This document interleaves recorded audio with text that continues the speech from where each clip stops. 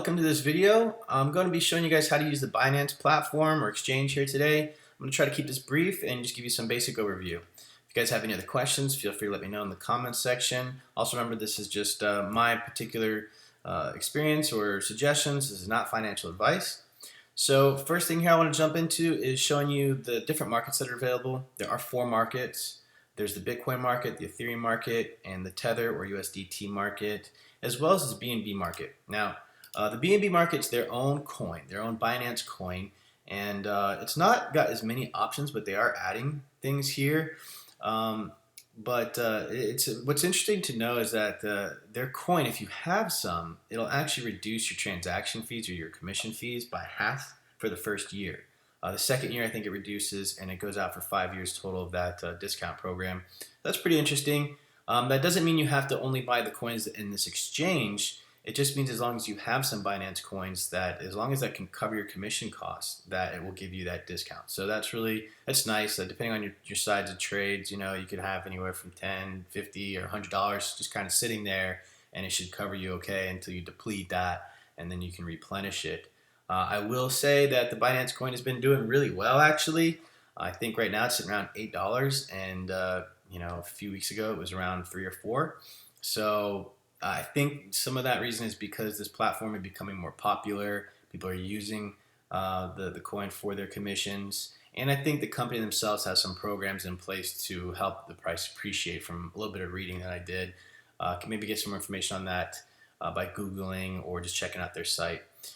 So I'll now quickly explain how these markets work in case you guys don't know. So if we're in, say, the BTC market, what that means is that I can buy any of these pairs or any of these other coins as long as I have some Bitcoin in my account. Same thing with the Ethereum, and same thing with the USDT. But now with the USDT, the way I really look at this, you can see it's much more limited. And the way I see this market is that it's more for kind of sidelining your cash. If you've got profits you just kind of want to preserve, then you would probably sell into the USDT market and just kind of let it sit there. So you can see there's limited choices there. And one thing that you may have noticed is that there is no Litecoin market. So that kind of leads me to my next strong suggestion here is that I really recommend for this platform is to send Ethereum to it. Now, I'll give you a little bit more of a general overview of my process. Right now I have 3 platforms. I have Coinbase, I have Binance, and Bittrex as well. So between those 3, I'm able to really kind of get any of those coins that are out there. If one's not available on one exchange, it's probably available on one of the others. Coinbase, we know, is very limited with only 4 coins right now. The one coin that led me to this particular platform was IOTA, as it was the only place it was available. But there are coins that aren't available here that may be available on Bittrex. So having those 3 is something I really recommend. Now, back to what I was saying is that I recommend you sending Ethereum here. With Bittrex, I'm okay with Litecoin. Being that there's no direct Litecoin market here, I would say avoid that. And being that the Bitcoin tends to take a lot longer to send, I try to avoid that as well, right? Just go ahead and send Ethereum. It's going to happen in about half the time. And they have pretty much, quite the selection. If there is a coin that's only available in the Bitcoin market, then maybe you would send it directly with Bitcoin. But it's going to take a bit longer. And doing 2 jumps may be better instead of waiting that time, depending on how that market's moving. But I will say those 2 jumps, those 2 trades, for instance, if you got to go buy Ethereum or send Ethereum in and then go buy Bitcoin and then go buy that altcoin, it's not that bad because their fees are really reasonable. It's only 1/10%. And if you're using those that discount they have for you, you save 50% on it the first year. So that's really good. But 1/10%, that's really good. Bittrex, I think, is 1/4%. The only thing that's really beating that is by using the GDAX exchange and doing limit orders by saving or getting no fees at all.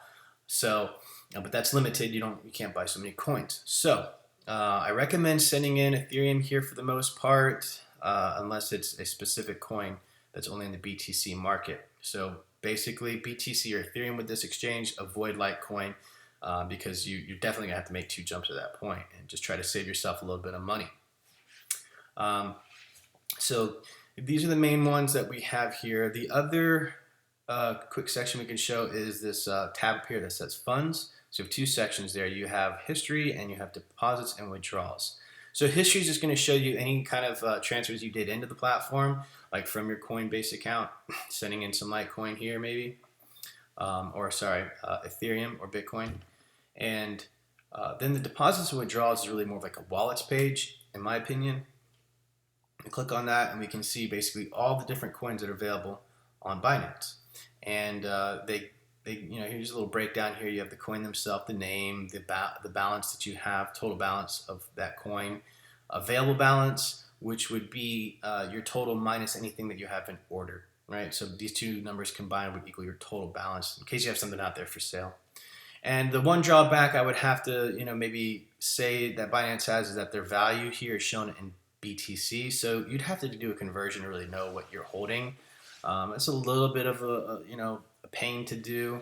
I wish they had the option to show it in fiat currency, but that's the one drawback. And then you have these two buttons here, deposit and withdraw, and that's basically how to access the wallet for that particular coin. So let's say that I wanted to bring in some Ether. I'd come down to this Ether line here. I'd hit deposit. It gives me the option here, or it gives me my address here. This is basically my wallet on the exchange. Hit copy. Go over to my other platform, Coinbase, for example. Paste that in, do the send, do the authentication, and it should show up here in about 5 to 10 minutes with Ethereum from my experiences. You can keep tabs on it by clicking on the little history link here. It'll show you the confirmations that it's going through. So I think they also send you an email letting you know that the funds have gone in, which is nice. I don't think that's set up on Bittrex. I don't have it set up. Maybe it's available, but you don't really have to keep too much of an eye on it. It'll let you know when you're ready to trade. So let's assume that you've got your money in, you got some Ethereum set in here, and you're ready to make some trades. So the next area that you'd want to go to is the exchange tab up here. You have two options, basic or advanced. So first one, what I'll do is just go ahead and show you advanced, because if you understand the advanced, you can pretty much navigate the basic.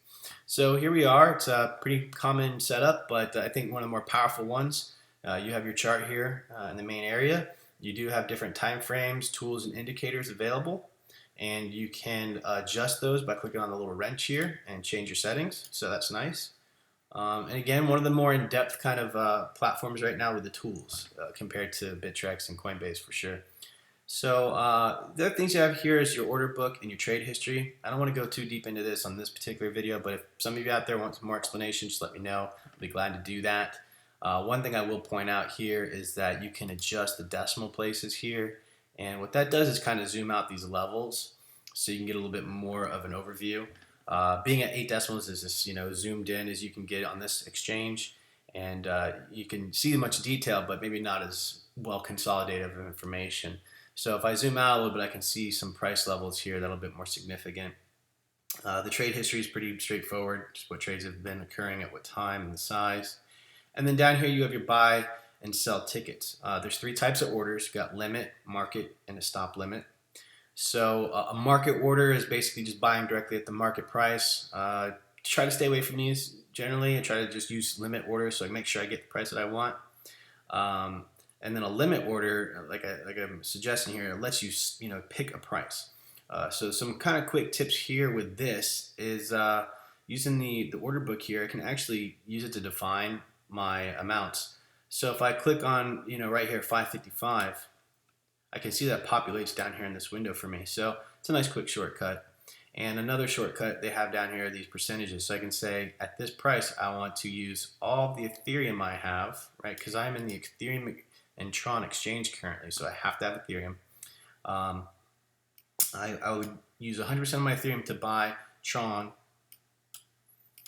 at this price. So I click on that and it shows me how many I can get. Or I can say I may only get 50%. So that's a nice quick shortcut. Same thing on the sell side. If I want to say, okay, I have some Tron currently.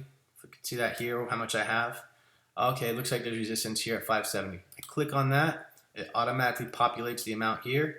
And then I can say, oh, let me put in half of my Tron for sale there. And I can go ahead and execute that order. And I can see it says success. And then if I look over here in my order history or my open orders, I can see that that is listed right here as an open order. And I can also keep an eye on that with this little golden triangle here. It lets me know where I sit in the market. And so that's nice to have. You can also look at the depth here and see where your trade is. Let's see if I'm there we are. And we can see I have a sell order placed in right here on the market depth. So those are some quick ways to kind of keep tabs on everything. And down here again, you have a few different options. You have your open orders, you have order history, and that can be set anywhere from a day to 3 months to a custom amount. Trade history, actual orders that went through. And then you have the funds tab, which is pretty much just like it's just like the wallets page that we were showing you earlier. So anything I have a balance in would populate on this section here. So that's the main parts of the advanced exchange. And if I want, I can cancel my current order. Give me a success. It removes it from that book there. And yeah, that's pretty much the layout. Last thing here that I'll show you is the tab up here. So you can actually change your markets, right on the fly here. Click on this, and it'll show you those different markets. So again, we're in the Ethereum market, and we're looking at Tron. We can look at things like XRP, and we can see that right now and what it's doing, and see the levels and everything the same. And you could go to Bitcoin markets or the BNB or any of it, the USDT. What's also nice is you can put favorites on, star them, and then just kind of go to your favorites tab, so you don't have to really file through these different markets, and they're kind of quick shortcuts. So that's a nice feature as well. So that's the basics of it. If there's anything here I left out that you guys like to know more about, let me know. Add a comment. Give me the thumbs up, thumbs down on what you guys felt about this, all that good YouTube stuff. Like, comment, subscribe, share. And if you guys want to sign up to this platform, there's a link below. You can use that and get signed up real quick. Another quick note about this platform and what makes it interesting to me is that it's very fast to sign up. You don't require any ID verification if you keep it on the first level, which does have some restriction on the amount of funds you can pull out at a time, but it's pretty reasonable. If you want to increase that, you can do ID verification, but to just get started, it's a very quick process. I don't recommend putting a ton of money on this exchange and leaving it there because it is still, it's not US based, and we don't really know what's going on with it exactly right now. But I think it's pretty reliable. The tools are some of the best. In fact, it's my favorite platform of the three I'm using right now, which is again Coinbase, Bittrex, and Binance. Between those three, you can get pretty much anywhere you want from my experience. And yeah, like I said, this is a really reliable platform. I enjoy it. It seems to hold up during fast and crazy kind of market times. A lot better than Coinbase. Coinbase has gone down plenty over the last few weeks, and this has just been up and going. So highly recommend it. Let me know what your guys' thoughts are, and we'll see you in the next video.